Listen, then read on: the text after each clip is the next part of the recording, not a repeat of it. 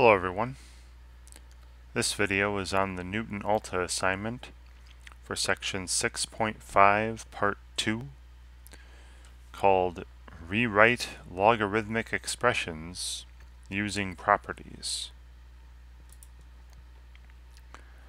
Alright, so in this video I'm going to be going over a preview version of this particular assignment. So please understand that the questions I see in this video may not be the same questions that you see when you work on the assignment yourself.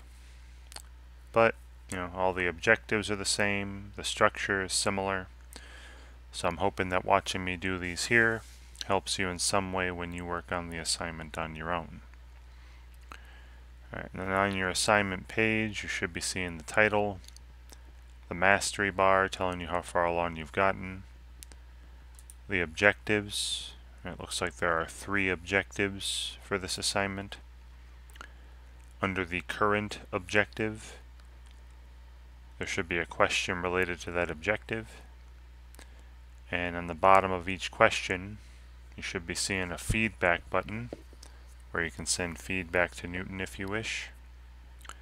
You will not have this instructor cheat button, and it's for instructors only.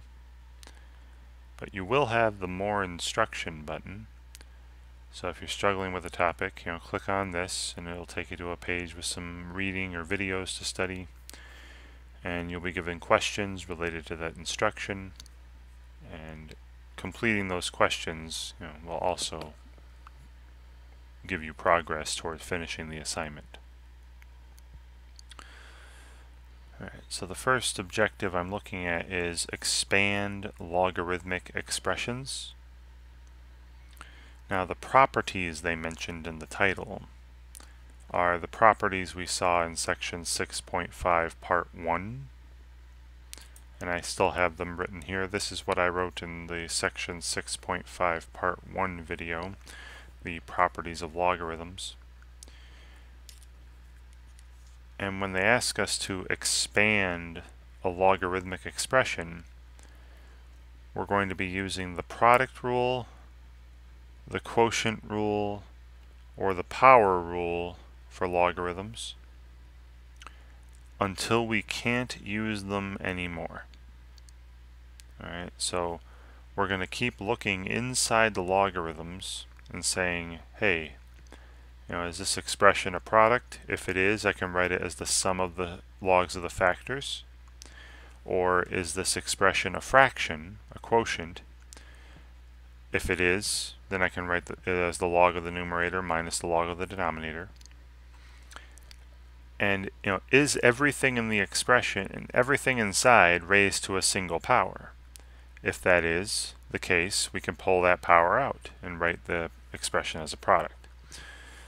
Alright, so we're going to keep using the product rule, quotient rule, power rule from the last video, part 1 of section 6.5. We're going to use those properties until they can't be used anymore. That's what it means to expand, right, when they say expand a logarithmic expression.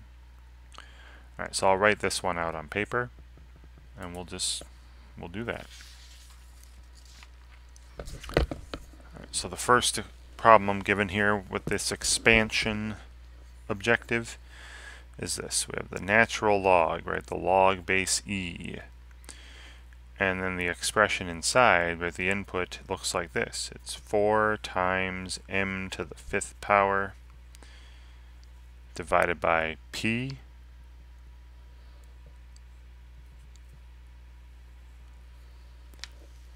Alright, so like I said, we look inside the log and ask ourselves, can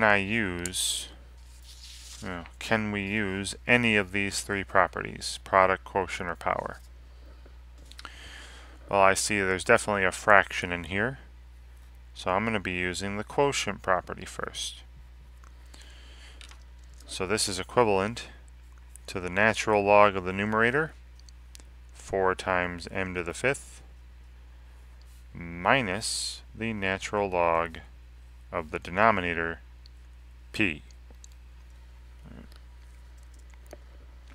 And then I keep doing this. I keep looking inside every log and ask myself, is it a product, a quotient, or a power? Something raised to a single power. Now I know you see a power here, but not everything inside the expression inside here is raised to the fifth power, just the m.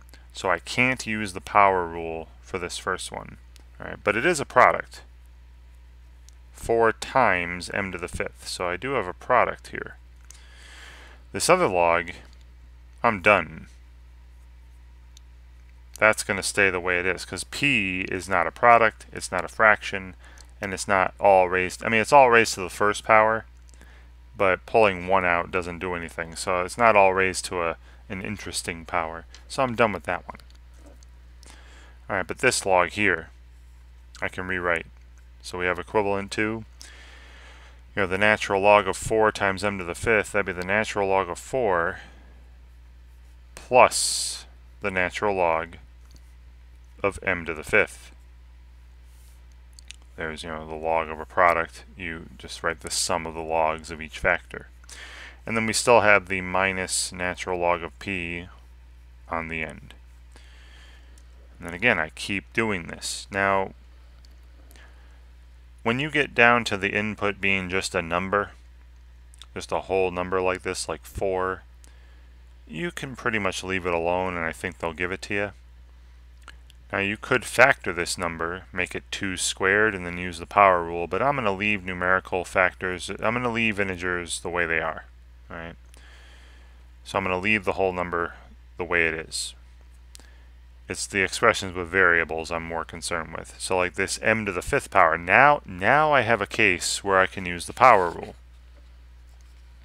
Because the entire expression inside is raised to a single power. The entire expression inside is raised to the fifth power. So I have a power here.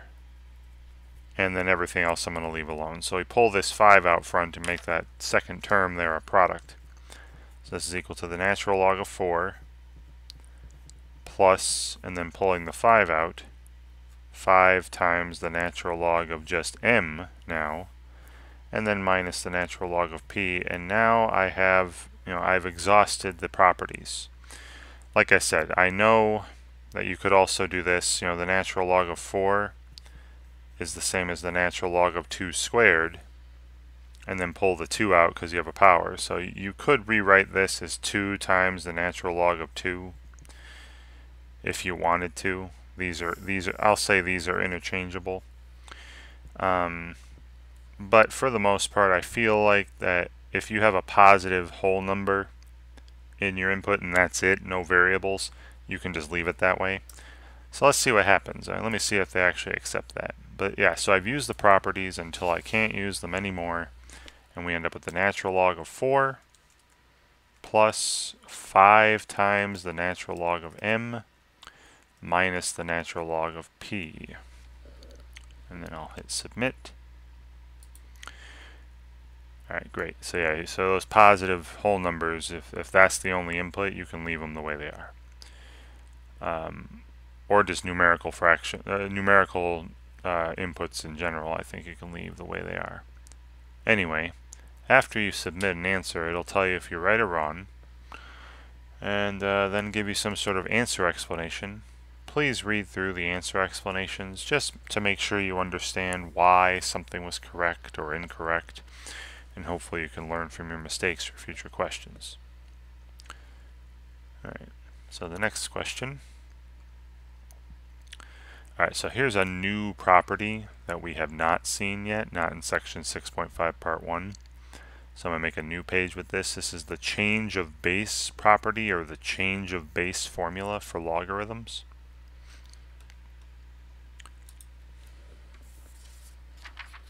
Like I said, I'm going to write this out on its own page.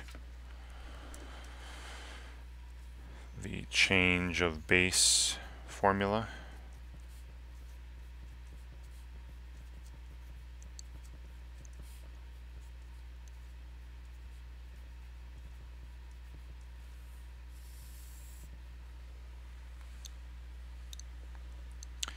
Alright, so this is if you have the log base b of some number, say m, use capital M for some positive number. You can write this as an equivalent expression involving logarithms with a totally different base. So over on this side, right, this is base b on the left side here, base b, and you can just change the base, but then you got to worry about a little extra. I'll show you. So instead of taking the log base b of m, I can say this is equal to the log base c of m. But obviously, I hope you understand that just changing the base will give you a totally different number. For example, if I said, what's the log base 2 of 16? You know this is 4. If I just change this to base 4, that's not going to be the same value. Log base 4 of 16 is 2, right? 4 squared of 16. These are not the same. So you can't just change the base. Right? There's a little extra to it. There's a little extra to it. Okay? So you can change the base, and then after you change the base, divide by the log with that new base, log base c, and then the input of this denominator log is the base that you had originally. And this is called the change of base formula. Right. Left side's base c, and the right side has base b, and the right side has logarithms base c. Right. So my little example up here, let me show you that that works out. Say for some reason you didn't know what the log base 2 of 16 was, and I decide to change it to base 4. Take the log base 4 of 16 instead. Well, if you change the base, you also have to keep things equal. You have to divide by the log of the original base, right? The original base was 2. And these should be equal. And let's see. Log base 2 of 16, I already said that was 4.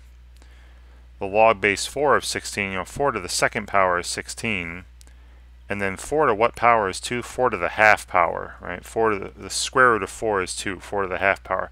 And isn't 2 divided by a half equal to 4? Absolutely it is, and you get 4 equals 4. All right.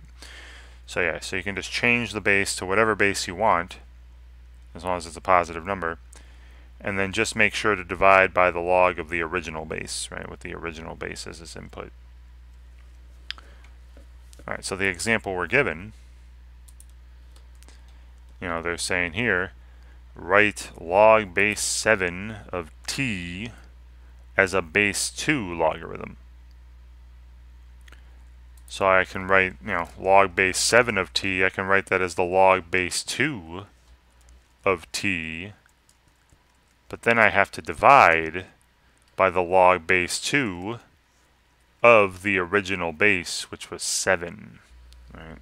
That's the change of base rule.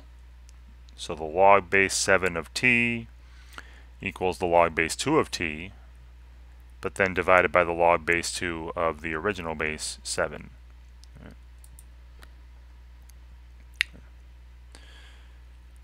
All right. Next. All right. Now this is condense logarithmic expressions. So, one of the objectives earlier was expand. This is condense. So you're just reversing what we did earlier. All right, so basically, we're going to be using these properties, these 3 properties here. All right, the product rule, the quotient rule, the power rule, but going the other way. If you see the sum of 2 logarithms, you make a single log of a product. If you see the difference of 2 logarithms, you make a single log of a quotient. If you ever see a number in front of a logarithm, a number times a logarithm, you put that number inside as the power on the input. So we're going to use these properties, product, quotient, power, again, to reverse the process and take an expression and write a single logarithm. And that's what we're asked to do here, right? They say write a single logarithm. See, it says enter the expression which represents the log of x plus 2 times the log of 6y as a single logarithm. All right, so I'll start off by writing that expression. So we're given the log of x plus 2 times the log of 6y. And I would recommend using the power rule first. If you see any numbers, right, like I said before, if you see any numbers that multiply by a log, put that number inside as the power. Right, so I'm using that power property here. So this is the log of x plus, and then the log of now 6y, it's 6y, that input, squared, which is 36y squared, right, when you multiply it out.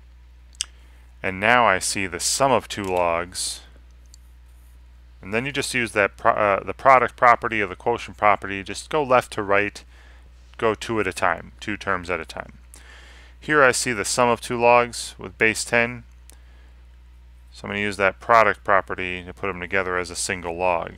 All right, this is going to be the log, single log of x times this 6y squared. All right, 6y squared, and there you go. And then we'll simplify this, of course. This is going to be 36xy squared when you totally simplify it. Right. But this single log is equivalent to the original. And go ahead and replace x with a number, y with a number, as long as they're positive. And see, the original expression, this final expression, they should have the same value. You can use a calculator to check that. But now they had the log for me already. I just need to put the input in, 36xy squared, x times y squared.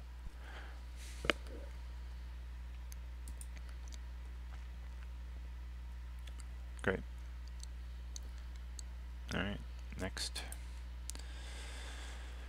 Alright, so back to expansion. So once again, I'll write this out, and they ask us to, expand. Again, use those properties, product, quotient, power, until you can't use them anymore. Let's flip this over. So we're given here the log, base 10 of z divided by 3 times the quantity t minus 2. So the first thing I notice is a product. So this is the log of z divided by 3 plus the log of t minus 2, right? The first factor plus the log of the second factor. Then this is a quotient, so I'm going to use that fraction rule, that quotient rule, the log of the numerator, the log of z minus the log of 3. And then you still, this is a sum or a difference. You can't do anything with this. This is not a product. It's not a quotient. It's not all raised to a power that's not 1. So that's going to stay the way it is, plus the log of t minus 2. And that's it. I can't use any of the properties anymore.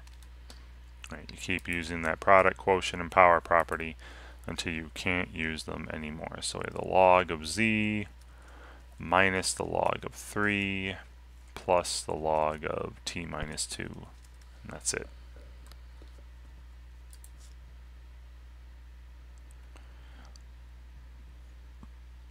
Okay. Alright, condensing, again, this is going backwards.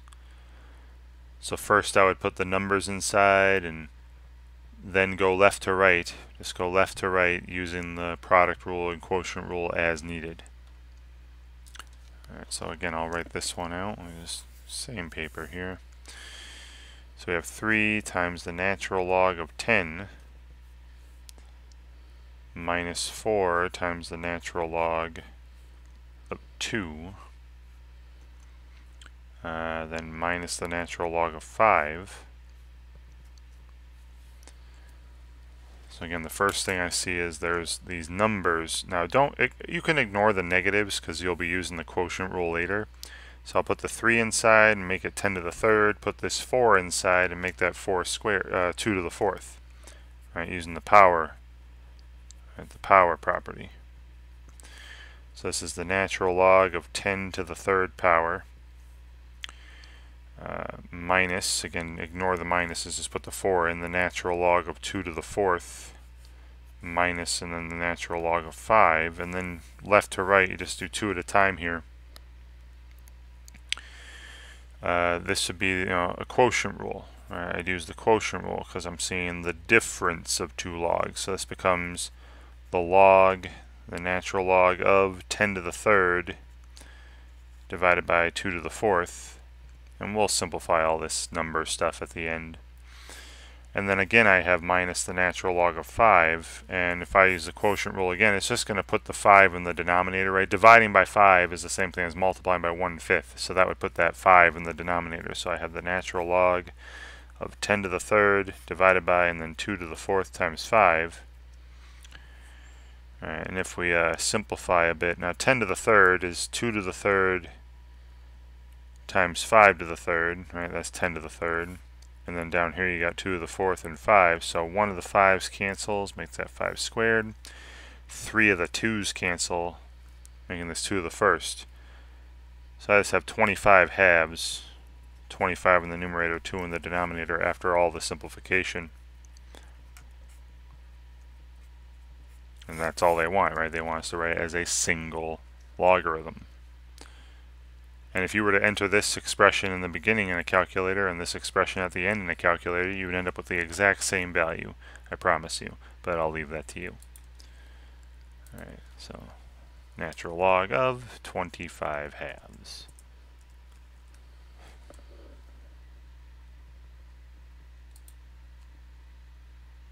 Great. Alright. Pretty much doing the same kind of stuff for the rest of the thing. I've done at least one question from each objective. Change a base. Now this time, we're given the log base 7 of t, but we're asked to rewrite it using the natural log, right? That log natural ln log base e. So instead of log base 7 of t, I do natural log of t, but then remember, I got after that, after I change the base, divide by the log of the original base. So that gets divided by the natural log of 7, and now I have an equivalent expression to my original. That's the change of base formula. I think it's pretty quick myself.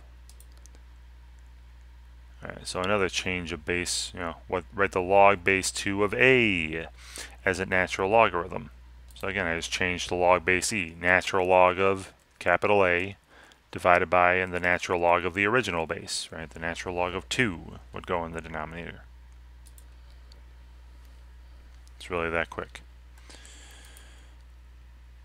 And then one more change of base, again using natural logarithms. Again, they can give you whatever base they want. You can change a log of one base to an expression with logs of any other base you want, any other positive number base. So here I have the log base 3 of 5. They want natural logs, so I changed it to the natural log of 5 instead. But then don't forget to divide by the log of the original base, the natural log of 3. And again, you can punch this into a calculator, punch this into a calculator, to get the same value. Alright, so that objective's quick. Change of base. Alright, so now we're expanding logs again. You have to remember that square roots and cube roots and fourth roots, all the roots are actually powers. So I'll write this one out.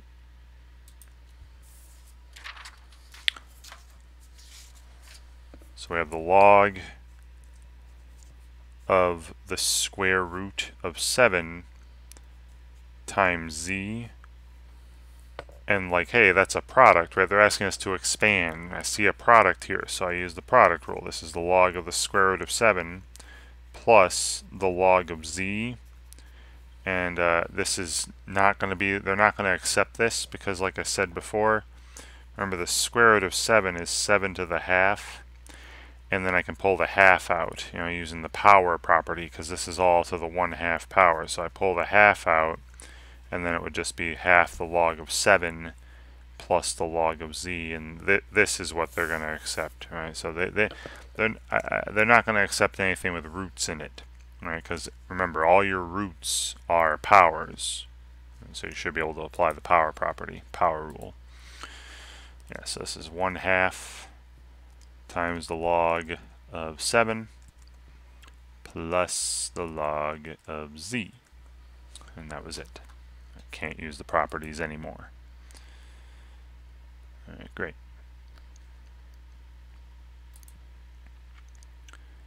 Alright, and then another one where we're asked to expand. Alright, so again, I'll write this one out. Same page. Let's do it on the bottom here. And we just keep, expanding. We just keep using those properties until we can't use them anymore. So I have the natural log of, now it's the square root of 8t, which would be 8t to the half, like that. Right. That's the square root of 8t, right? 8t to the half. So the first thing I'm seeing is a power. This is all raised to a single power, so I can pull that power out. This is now a half times the natural log of 8t, and then this is a product, 8 times t. So this is half times the quantity. Now don't forget, when you replace things, you should put parentheses or brackets around what you replace. I'm replacing the natural log of 8t with this, the natural log of 8 plus the natural log of t. And there you go. And then that's a positive whole number, so I can leave it that way. So this is good. You might also want to distribute the half if you want. Say this is half the natural log of 8 plus half the natural log of t, and this is also good. Either one should be fine. I'll put that second one without the parentheses though. So half the natural log of 8 plus half the natural log of t, and that should be good. Great. Alright, and then we got some condensing left to do. Right. So once again, I'll write this out. You're just kind of reversing stuff, right? You're doing the properties backwards until you get a single logarithm.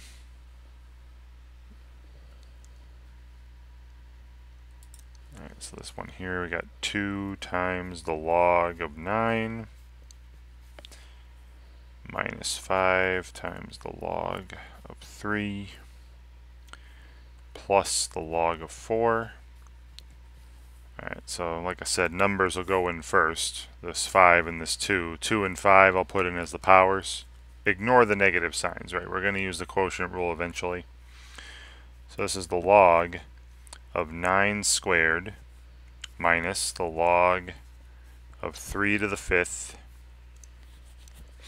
and then plus the log of 4, and then going left to right here, just do 2 at a time. I see the difference of 2 logs, right? So that's going to be a quotient rule. I'm going to make the log of a fraction, log of, and then 9 squared in the numerator, 3 to the 5th in the denominator, and we'll simplify this eventually at the end, plus the log of 4, and then I see a sum, right? And when you have a sum of 2 logs, you put them together with the product rule, right? This will be the log of a product, the log of 9 squared times 4 divided by 3 to the 5th, right? And there you go. Now we simplify this. 9 squared is 3 to the 4th, right? 81, that's 3 to the 4th times 4, which is 2 squared, but there's no 2's in the denominator. And then you got 3 to the 5th in the denominator. 4 of those will go. So I just end up with 4/3. This is the log of 4/3 when that fraction is totally simplified. And that's what I'm going to enter. Log of 4/3. Alright, that should be good. And I should have just one more like this where we're asked to condense, right, as a single logarithm using the properties. Yeah, so again, I'll write this out and we'll do it. So very similar problem. Right. So 3 times the natural log of 9 minus 2 times the natural log of 6 minus 3. So again, putting the numbers in first. This is going to be the natural log of 9 cubed minus the natural log of 6 squared, and then minus, oh, that's the natural log of 3, sorry, not just 3, minus the natural log of 3, and then 2 at a time, left to right. See a difference of logs, use the quotient rule. That's the natural log of 9 cubed divided by 6 squared, and then minus the natural log of 3 again. And once again, dividing by 3 is the same as multiplying by a third, so that's just going to put the 3 in the denominator with the 6 squared when I use the quotient rule. So I have the natural log of 9 squared divided by, and then 6 squared times 3 in the denominator. Now of course we can simplify this pretty easily. 9 squared is 3 to the 4th, right? I did that earlier. 6 squared is 2 squared times 3 squared, but then you have another 3 down there, so you have 3 cubed, right? You have 2 squared times 3 cubed down there. And then 3 3's will cancel, leaving me with 3 in the numerator, 4 in the denominator. That's 3/4. We have the natural log of 3/4 when all said and done. And that is a single log like they wanted. So this expression has the same value as the natural log of 3/4.